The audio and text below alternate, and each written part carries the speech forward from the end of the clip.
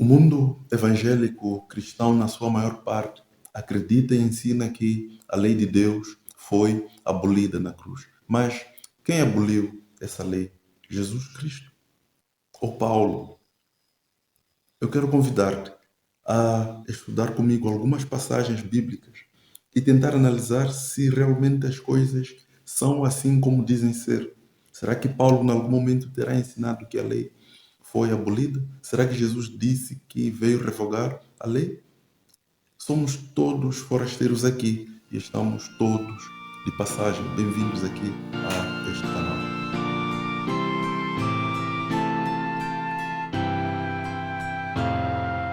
Este é um convite para que realmente possamos estudar a Bíblia e analisar se as coisas são como as pessoas dizem ser. No que é que tu acreditas? Qual é a base da sua convicção? Será que acreditas no que acreditas porque alguém te ensinou ou analisaste por ti mesmo as Sagradas Escrituras? Eu quero te convidar a fazer uma análise crítica e verificar se realmente aquilo que se prega, aquilo que se ensina, é aquilo que a Bíblia ensina. Pode ser que o mundo cristão, em algum momento, terá se desviado daquela que é a mensagem bíblica. Paulo cumpriu a lei e de forma integral. Nós percebemos que quando ele foi recebido depois da sua terceira viagem missionária, aqueles presbíteros que o acolheram em Jerusalém disseram claramente: Paulo, nós sabemos que mal te compreenderam, nós sabemos que te interpretaram mal, entenderam que você ensina que deve-se revogar a pessoa de Moisés. Moisés é uma referência à lei. Mas nós sabemos que você mesmo, Paulo, guarda a lei. Isso está registrado ali no livro de Atos, no capítulo 21. Vamos juntos ler, fazer aqui a leitura a partir do versículo 17 e veremos que Paulo em nenhum momento ensinou a revogar-se a lei. Vejamos. Vamos começar do versículo 17 para conseguirmos buscar ali o contexto do texto. Tendo nós chegado, é Lucas escrevendo, tendo nós chegado a Jerusalém, os irmãos nos receberam com alegria. No dia seguinte, Paulo foi conosco encontrar-se com Tiago, que era o pastor, o responsável da igreja em Jerusalém, e todos os presbíteros se reuniram. E tendo-os saudado, contou minuciosamente o que Deus fizera entre os gentios por seu ministério. Ouvindo-o, deram eles glórias a Deus e lhe disseram: Bem vês, irmão, quantas dezenas de milhares há entre os judeus que creram, e todos são zelosos na lei. Todos são zelosos na lei. Quem são zelosos? Aqueles que receberam o evangelho através de Paulo. São zelosos da lei. Então, em que momento Paulo aqui ensinou que a lei foi revogada? Vejamos o versículo 21. E foram informados a teu respeito que ensinas todos os judeus entre os gentios a apostatarem de Moisés. Apostatar de Moisés é uma referência a apostatar da lei. É o que se dizia. Dizia-se que Paulo ensinava que deveria se revogar a lei de Moisés. Continuando, dizendo-lhes que não devem circuncidar seus filhos, nem andar segundo os costumes da lei. Que se há de fazer, pois? Certamente saberão da tua chegada. Faça, portanto, o que te vamos dizer. Estão entre nós 4 homens que voluntariamente aceitaram o voto. Toma-os, purifica-te com eles e faz a despesa necessária para que raspem a cabeça, e saberão todos que não é verdade. É importante sublinhar esse aspecto. Não é verdade. Não é verdade o que se diz a teu respeito. É a Bíblia falando. Não é verdade o que se diz a teu respeito. Mas qual é a verdade? A verdade é que, pelo contrário, andas também tu mesmo guardando a lei. Andas também tu mesmo guardando a lei. Paulo, portanto, guardava a lei. Entretanto, ele foi mal interpretado. E assim como ele foi mal interpretado no seu tempo, ele é mal interpretado hoje. As pessoas afirmam que a lei foi abolida na cruz. Depois veremos se foi, talvez, quem sabe, veremos se Jesus, de alguma forma, terá abolido a lei. Iremos para os ensinamentos de Cristo. Vamos pegar um só. Mas ainda continuando aqui com o apóstolo Paulo, que em que momento Paulo ensinou, de facto, que a lei fora abolida? Vamos analisar aqui alguns ensinamentos, né, que o apóstolo Paulo deixou. Vamos estudar alguns textos do livro de Romanos. Eu quero começar pelo texto de Romanos, capítulo 3, no versículo 28. Lê-se assim: concluímos, pois, que o homem é justificado pela fé, independentemente das obras da lei. A partir deste texto, muitos fazem a seguinte confusão, porque Paulo diz que somos justificados pela fé, então concluem e acreditam que a lei foi abolida, principalmente porque ele diz aqui, independentemente das obras da lei. Quer dizer, independentemente da lei, se eu cumpro ou não a lei, então eu sou justificado pela fé, mas não é isso que o texto diz. Ele diz, Paulo, o que está a ensinar é que nós somos justificados pela fé. Entretanto, o ser justificado pela fé não anula a lei.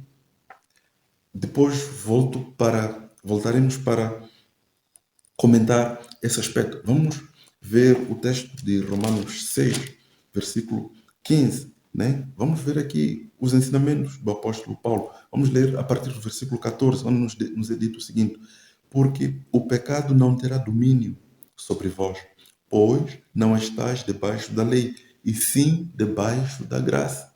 Mais um aspecto. Primeiro vimos que nós somos justificados pela fé, independentemente do cumprimento da lei. E agora Paulo vem dizer assim: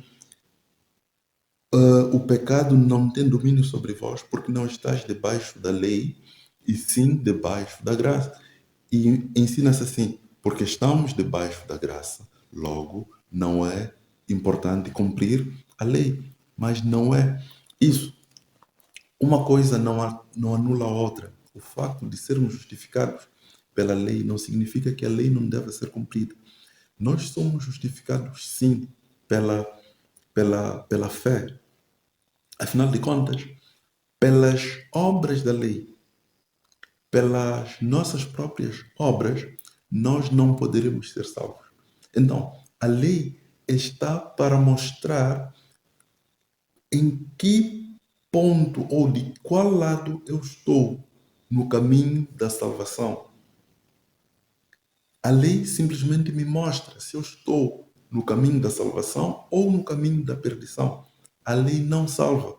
Todos concordamos que a lei não salva. Então o apóstolo Paulo está aqui a dizer que a lei não salva. Nós somos justificados pela fé, nós somos salvos mediante a justificação pela fé. E nós sim vivemos agora no período ou no tempo da graça. Mas desde quando existe a graça? Desde a cruz. É claro, a cruz foi a materialização da graça. Entretanto, a graça existe desde que entrou o pecado. A partir do momento em que Adão pecou, logo no momento imediato após o pecado, esteve a atuar a graça. É por isso que Adão pôde conversar com Cristo, porque ele permaneceu vivo logo depois de ter pecado. Adão pecou e Jesus Cristo mostrou para Adão o modelo pelo qual a humanidade seria salva. Jesus Cristo mostrou a cruz para Adão, Jesus Cristo mostrou a cruz para Adão a partir do cordeiro que deveria ser sacrificado. Ali já estava o simbolismo da cruz. A partir do cordeiro, a cruz estava representada. Aquilo que estaria por vir, o objeto principal, estava em imagem, em sombra, a partir dos sacrifícios dos cordeiros que deveriam morrer. Então, a partir desse momento está a graça. Entretanto, o cordeiro era somente uma sombra, uma imagem daquilo que estaria por vir, que seria a verdadeira cruz. A cruz foi a materialização, mas não significa que a graça não existia desde aquele período, porque para que realmente Adão estivesse vivo, era importante que a graça já estivesse ali a atuar. Mas talvez foram palavras minhas, quem sabe? Vamos continuar a ouvir o apóstolo Paulo e ouvir o que ele mesmo tem a dizer sobre o cumprimento da lei. Vamos agora para o livro de Romanos 7, vamos ler os versículos 7, 8 e 12. Podemos ler assim: que diremos, pois? É a lei pecado? De modo nenhum. Mas eu não teria conhecido o pecado, senão por intermédio da lei. Pois não teria eu conhecido a cobiça, se a lei não dissesse, não cobiçarás. Mas o pecado, tomando ocasião pelo mandamento, despertou em mim toda sorte de concupiscência, porque sem lei está morto o pecado. Vou saltar aqui para o versículo 12, diz assim: por conseguinte, a lei é santa, o mandamento santo e justo e bom. A lei é santa, o mandamento é santo. Afinal de contas, se não fosse pela lei, como eu saberia que não posso matar? Como eu saberia que não posso roubar, que não posso cobiçar? A lei é quem diz: não adulterarás. E a partir disso, eu sei que o adultério é pecado. É a lei que diz: não terás outros deuses diante de mim, não farás para ti imagens de escultura. Então, se eu evito fazer essas coisas, estou naturalmente a cumprir a lei. Continuemos. Olhando aqui os. Vamos ver aqui o último texto de Romanos, Romanos 3, no versículo 31. O que é que nós podemos ler? Paulo faz uma pergunta retórica e ele mesmo responde. Diz assim: anulamos, pois, a lei pela fé? Aí fica a pergunta: será que a lei é anulada pela fé? Não, de maneira nenhuma. Antes, confirmamos a lei. Antes, a lei é confirmada. Se a lei é confirmada, de onde é que entende-se que Paulo ensinou que a lei foi revogada? O que acontece é que os textos de Paulo foram ensinados, são ensinados fora do seu real contexto. Jesus Cristo veio morrer na cruz exatamente porque uma lei foi quebrada. Jesus Cristo veio morrer na cruz exatamente para mostrar que a lei de Deus é santa, é justa, é boa. Então, Paulo, de forma alguma, em momento nenhum, ensinou que a lei estava revogada. E vimos logo no início que os próprios presbíteros que receberam a Paulo em Jerusalém, quando ele voltava da sua terceira viagem, depois dessa terceira viagem, Paulo foi para Roma para lá perecer. Então, até ao último momento da vida de Paulo, nós percebemos que ele cumpria de forma integral, de forma cabal, a lei de Deus. Concluímos assim que Paulo não é quem anulou ou revogou ou ensinou que a lei estivesse revogada. Claramente. E vejamos que Paulo viveu no tempo depois da cruz. Paulo viveu depois de Cristo ter morrido na cruz e ter ido aos céus. Paulo vive num período em que as pessoas dizem que a lei já não é válida. Porque diz-se que a cruz anulou a lei. Mas é Paulo a dizer assim, a perguntar assim: anulamos, pois, a lei pela fé? Vimos lá que somos justificados pela fé. Então, por conta disso, é anulada a lei? De forma nenhuma. A lei não é anulada. A lei está vigente. A lei continua sendo, ou deveria continuar sendo cumprida. Os professos cristãos deveriam sim observar a lei de forma integral, de forma cabal. Agora, vejamos o que Jesus Cristo ensina. Nós vamos aqui ler somente um texto. Um texto, eu acredito que ele é conclusivo para percebermos que também Jesus Cristo de forma alguma ensinou que a lei foi abolida. Jesus Cristo de forma alguma ensinou isso. Vamos ler aqui Mateus 5, versículo 17 e 18. Jesus Cristo disse assim: não penseis que vim revogar a lei ou os profetas. Não vim para revogar, vim para cumprir. Não faz sentido Jesus Cristo ter dito uma coisa e depois hoje nós dizermos que Jesus Cristo disse o contrário. Jesus Cristo claramente diz: eu não vim revogar a lei ou os profetas. Eu vim para cumprir. Jesus Cristo veio cumprir. E Jesus Cristo, em vida, ensinou que a lei deveria ser cumprida. E por que dizemos que na sua morte a lei foi anulada? Se ele em vida ensinou que a lei deve ser cumprida. Vejamos no versículo 18. Porque em verdade vos digo, até que o céu e a terra passem, nem um i ou um til jamais passará da lei, até que tudo se cumpra. Nem um i, nem um til passará da lei, até que tudo se cumpra. Em verdade vos digo, repito, até que o céu e a terra passem, nem um i ou um til jamais passará da lei, até que tudo se cumpra. E aliás, vamos ler mais um texto. Vejamos o livro de Lucas 23, versículo 56. Uma vez que ensina-se que, já que ensina-se que Jesus Cristo na cruz, isto é, depois de morto, anulou a lei, vejamos que o que diz aqui o versículo 56. Então se retiraram para preparar aromas de bálsamo e no sábado descansaram, segundo o mandamento. Que sábado é este referenciado aqui? É o sábado em que Jesus Cristo estava morto. E no sábado em que Jesus Cristo estava morto, os discípulos descansaram de acordo com o mandamento. Então, em que momento anulou-se essa lei? Mesmo depois da cruz, mesmo depois, imediatamente, a morte de Cristo, os discípulos descansaram conforme o mandamento. Então, pergunte para a pessoa que afirma de forma categórica que a lei foi abolida se já podemos roubar. Diga assim: olha, já não é pecado roubar. E ele não vai concordar.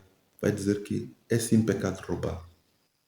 Então, por que é pecado roubar se a lei foi anulada?